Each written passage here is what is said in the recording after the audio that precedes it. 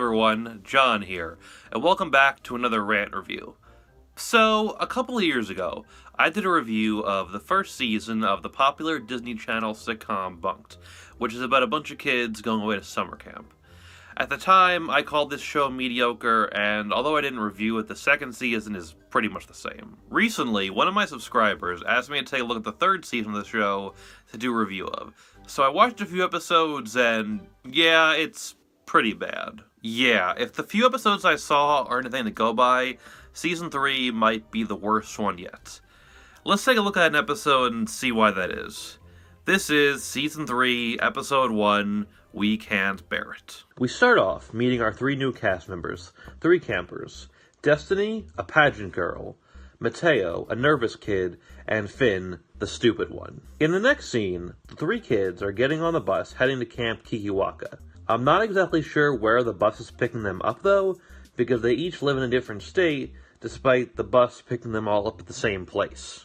And for some reason, one of the show's other main characters, Lou, a counselor, played by Miranda May, is the one driving the bus. But this kind of problem is going to come up in the episode a lot, so get ready for that. Also, it turns out Finn is Lou's cousin. This isn't really important to the show as far as I can tell. We then cut to Camp Kikiwaka, where we see counselors Emma, Zuri, and Ravi finding out that the head camp counselor, a woman named Gladys, didn't rebuild the cabins after, I guess, some kind of fire that happened over time. We then cut to the shortened theme song. Yep, one of the only good things about the series, pretty much totally gone. And yes, the absence of the three missing characters, Counselor Xander, Camper Jorge, and Camper Tiffany, never explained. It's basically like they never even existed.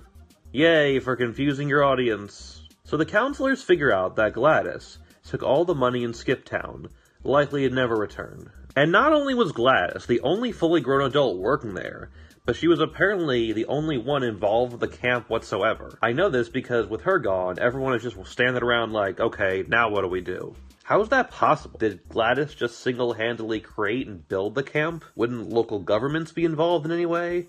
I mean, I knew Camp Kikiwaka was in a pretty unsafe condition, but I thought that was just because of bad government regulations, not zero government involvement at all. They then find out that the mess hall is a complete, well, mess. Seriously, who else worked there?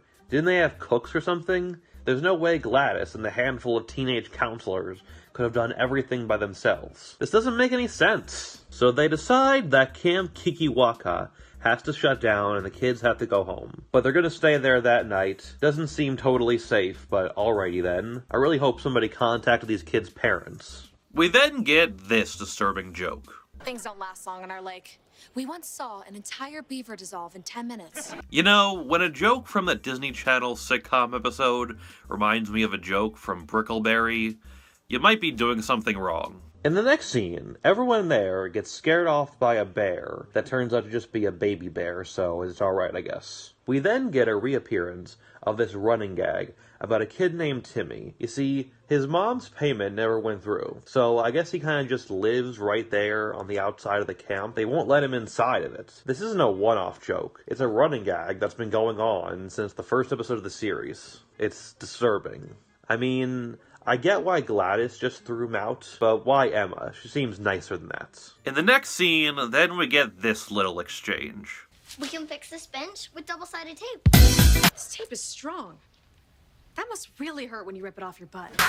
Once, I did a pageant in Georgia, and they heard me screaming in Tennessee. Heh. Child beauty pageants are kind of similar to child abuse. Lol. So after that, they all set some tents up to sleep in for the night. The four male main characters are all in one tent, and the three female main characters are all in another. What a coincidence! I mean, can't we get to know some of the other campers a little bit? Oh wait, then they'd have to pay more actors for speaking parts, and you can't have that, can you? It's not like this is a popular show or anything that makes a lot of money and you can probably afford to do that. But seriously, couldn't they have all just gone home right away? It's not like it was already late when they first got there. They got there during the day. But in all fairness, one scene that takes place in the boys' tent gave me a couple genuine laughs, so that's nice. So then it's the next morning, and the bus accidentally leaves without Destiny, Mateo, or Finn. These people should not be left responsible for any children, like, ever. They drive the bus for what appears to be at least a couple of hours before they notice that they're missing the three kids who they spent a decent chunk of the previous day hanging out with and getting to know. Once again, this includes Lou, the bus driver's little cousin. Yet despite this, the three kids are able to fare for themselves pretty well there for at least a little while. By the way, my opinion on these three new characters is that they're fine. I like them all better than Jorge, so that's something. Although Destiny can be a little annoying at times. Okay, so let's wrap this up. The three kids almost get eaten by a bear, but luckily Emma and the gang show up in time to save them. By the way, something also happens in the following episode that almost gets the kids killed.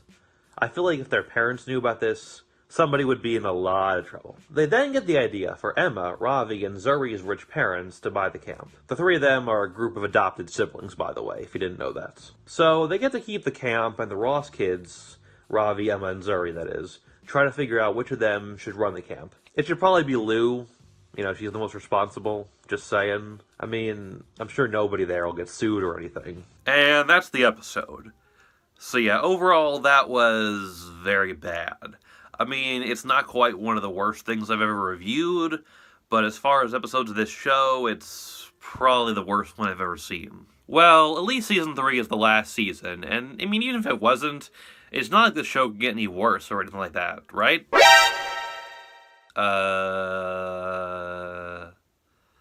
Oof.